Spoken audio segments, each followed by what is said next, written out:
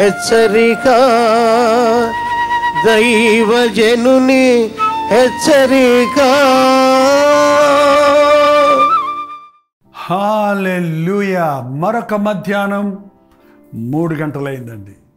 ఉదయము 7 గంటలకి అనుదిన ధ్యానం, మధ్యాహ్నం 3 గంటలకి జస్ట్ 5 minutes హెచ్చరిక. అలాగే సాయంకాలం 9 గంటలకి కల్వరి ప్రతిధ్వని. It will be an hour. ప్రతిరోజు మీకోసం 3 పూటల దేవుని మాటలు అందిస్తున్నాం. రండి, ఈ మధ్యాహ్నం ఒక హెచ్చరికను విందాం. ప్రార్థన. పరిశుద్ధుడా, నీకు వందనములయ్యా. మా ఆధ్యాత్మిక జీవితంలో మేము పడిపోకుండా, జారిపోకుండా, తప్పిపోకుండా మాకు అవసరమైన సూచనలు, హెచ్చరికలు ఈ మధ్యాహ్న సమయంలో మరొకసారి అనుగ్రహించమని క్రీస్తు నామంలో అడుగుచున్నాను తండ్రి. ఆమేన్. అవునండి, నిలబడ్డానన్నవాడు పాడిపోకుండా జాగ్రత్తగా చూసుకోవాలి కదా. నేను కనుక నిలబడ్డానని ఒక ఎత్తైన స్థలంలో నిలబడి గర్వించాడా, అతిశయించాడా, అలక్ష్యంగా ఉన్నాడా, అక్కడి నుంచి పడ్డాడంటే అంతే అయిపోతుంది కదా. దేవుని వాక్యం చెప్తుంది సామెతలు 16:18, నాశనమునకు ముందు గర్వము నడుచును, పడిపోవుటకు ముందు అహంకార మనస్సు నడుచును.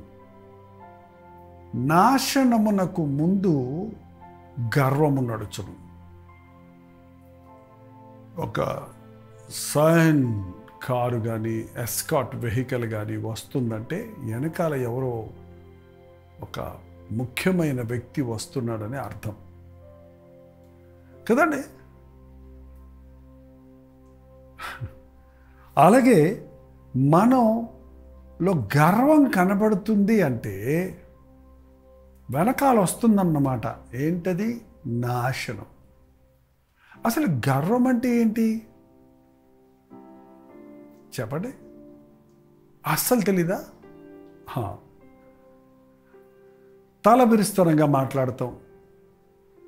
ఎవరన్నా ఏదన్నా చెప్తే నాకు తెలుసులే అంటాం. నువ్వేంటి నాకు చెప్పేది అంటాం. ఇతరులకు చెవి ఎగ్గకపోవటం, ఎవరికి లోబడక, భయపడక, నిర్లక్ష్యంగా ఉండటం, నీకున్నదాన్ని బట్టి నువ్వు గొప్పలు చెప్పుకోవటం, ఇవన్నీ గర్వపు సిమ్టమ్స్ అండి. నాకు తెలుసులే, నాకు చెప్పొద్దు అనే మాట మాటిమాటికి నీకు వస్తుందంటే గర్వం ఏమన్నా పుట్టుకొస్తుందేమో చూసుకోవాలి. ఉదయం అనుదిన ధ్యానం విన్నారా? దీనాత్ములు, దీన మనస్సు కలిగిన వారు, తగ్గించుకున్న వారు ఆత్మ విషయంలో ధన్యులు, పరలోక రాజ్యం వారిదనింది. తగ్గించుకోవటం నేర్చుకోవాలి. ఎవరన్నా చెప్తుంటే చెప్పండి, నేర్చుకుంటాను. ఎందుకంటే అందరికీ అన్నీ వచ్చా. అందరం నేర్చుకోవాలండి. మనం ఉయ్యాల్లో ఉండినప్పటి నుంచి సమాధి దాకా వెళ్ళే వరకు మనం నేర్చుకోగలిగిన కెపాసిటీ ఇచ్చాడు దేవుడు మనకి. నేర్చుకున్నా కూడా ఇంకా నేర్చుకోవాల్సినవి ఎన్నో ఉంటాయి. మన జీవితకాలం అంతా నేర్చుకున్నాం. కొన్ని విషయాలు తెలియగానే నాకు తెలుసులే, నాకు అన్నీ తెలుసులే, నువ్వేంటి నాకు చెప్పేది అనే తత్వం వచ్చిందంటే అహంకారం వచ్చింది. లోబడనొల్లని స్వభావం. చాలామందికి కులగర్వం, ధనగర్వం, సౌందర్య గర్వం, ఎన్ని రకాల గర్వాలు ఉన్నాయోనండి. ఇంకా విచిత్రం ఏంటంటే, నేను గమనించింది ఏంటంటే, కొందరికి ఏమీ లేదని గర్వం. ఏమీ లేకపోయినా కూడా ఎంత హెచ్చుగా ఉంటారు. నాకేంటి, డోంట్ కేర్, నువ్వు నాకు రెస్పెక్ట్ ఇవ్వక్కర్లా, నేను నీకు రెస్పెక్ట్ ఇవ్వను అన్నట్టుగా ఉంటారు చూడండి. దీనికి కారణం ఏంటి? గర్వం. గర్వం మొట్టమొదట పుట్టిన పాపం అండి. దేవుని దగ్గర ఉన్న దూతలలో ఒకరైన లూసిఫర్ దేవునితో పోటీ పడి, దేవునితో సమానం అనుకొని, దేవునిలాగా హెచ్చించుకుందాను అనుకొని తోసివేయబడింది. సాతానిగా, అపవాదిగా మారింది. మనలో గర్వం వస్తుందంటే మనం అపవాది సంబంధం అవుతాం. నాశనానికి ముందు గర్వము నడుచుంది, పడిపోవుటకు ముందు అహంకార మనస్సు. అహంకారం, ఇదేం కారం? రకరకాల కారాలు ఉన్నాయి. ఏంటండి? కారాల గురించి ఒక ఆయన పద్యమే రాశాడు. కానీ అహంకారం అనేది చాలా భయంకరమైనదండి.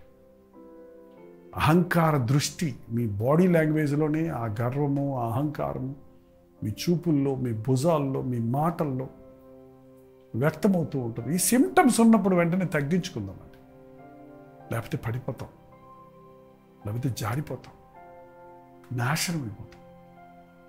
గర్విష్ఠులు అపవాది సంబంధులుగా, అపవాది కొరకు సిద్ధపరిచిన అగ్నిగుండము పాలైపోతాం. తగ్గించుకుందాం. మనం ఏమై ఉన్నామో అన్నది గుర్తించి పశ్చాత్తాపడదాం. విధేయులు మగుదాం, దీనులు మగుదాం, దేవుని రాజ్య వారసులు మగుదాం. ఏ గర్వమైనా మీలో ఉంటే ఈరోజు దాని విషయమై ప్రభు సన్నిధిలో పశ్చాత్తాపడండి. నేనేమై ఉన్నానో ప్రభువా, అది కేవలం నీ కృపే అని దేవుని సన్నిధిలో ఒప్పుకొని ప్రార్థిద్దాం. పరిశుద్ధుడా, నీకు వందనములయ్యా. ఇంతలో కనబడి అంతలో మాయమయ్యే మా బ్రతుకులో మేము అతిశయించడానికి ఏముందయ్యా? మాకున్నవన్నీ నీవిచ్చినవే కదా. నీకే ఘనత మహిమ చెల్లించుటకు, గర్విష్ఠులుగా కాక దీనులుగా, నీకిష్టులుగా ఉండుటకు మాకు సహాయం చేయమని క్రీస్తునామంలో అడుగుచున్నాను తండ్రి. ఆమేన్. తండ్రి అయిన దేవుని యొక్క ప్రేమయు, కుమారుడైన క్రీస్తు యొక్క కృపయు, ఆదరణకర్త అయిన పరిశుద్ధాత్మ యొక్క సహవాసం ఈ హెచ్చరికను విన్న మనందరికీ ఇప్పుడు సదాకాలం తోడయుండును గాక. ఆమేన్.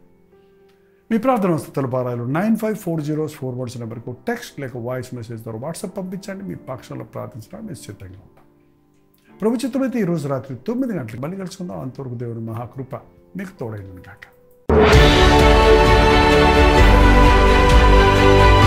హల్లెలూయా. విజయవాడ పరిసర ప్రాంతాల్లో ఉన్న వారికి శుభవార్త. అనేక సంవత్సరాల తర్వాత మరొకసారి విజయవాడలో ఉజ్జీవ సభలను ఏర్పాటు చేస్తున్నామని సంతోషంతో మీకు తెలియజేస్తూ ఉన్నాను. గమనించండి, జనవరి 13, 14, 15 తారీఖుల్లో ప్రతిరోజు సాయంత్రం 6 గంటలకు విజయవాడలోని బిషప్ అజ్రయ గ్రౌండ్స్లో ఈ కల్వరి ఉజ్జీవ సభలను మీ కొరకు ఏర్పాటు చేస్తున్నాం. ఇప్పుడే వాటి కొరకు మీ సమయాన్ని సిద్ధపరచుకోండి. దేవుని సన్నిధిని అనుభవించినట్లుగా అనుదినము మీ ప్రార్థనలో గుర్తుపెట్టుకోండి.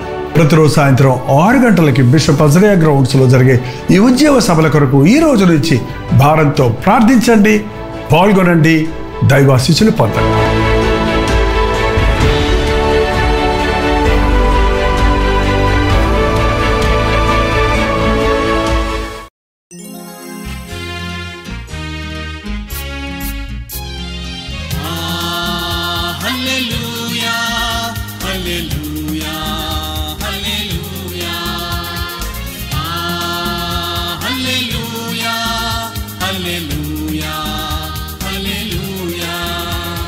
కలువరి ప్రేమే మధురం, కలువరి ప్రేమే మధురం, కలువరి ప్రేమే మధురం, కలువరి ప్రేమే మధురం.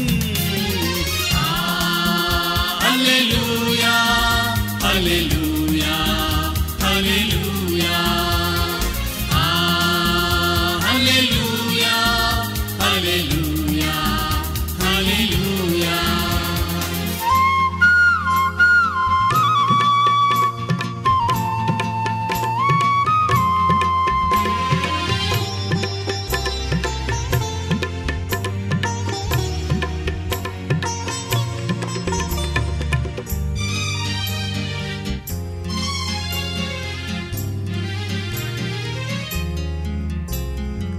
సిలువపైన విలువ త్యాగం చేసినావుగా, పాపినైనా నా కొరకు చిందించినావుగా, రుధిరం చిందించినావుగా. కలువరి ప్రేమే మధురం, కలువరి ప్రేమే మధురం, కలువరి ప్రేమే మధురం, కలువరి ప్రేమే మధురం. హల్లెలూయా హల్లెలూయా హల్లెలూయా.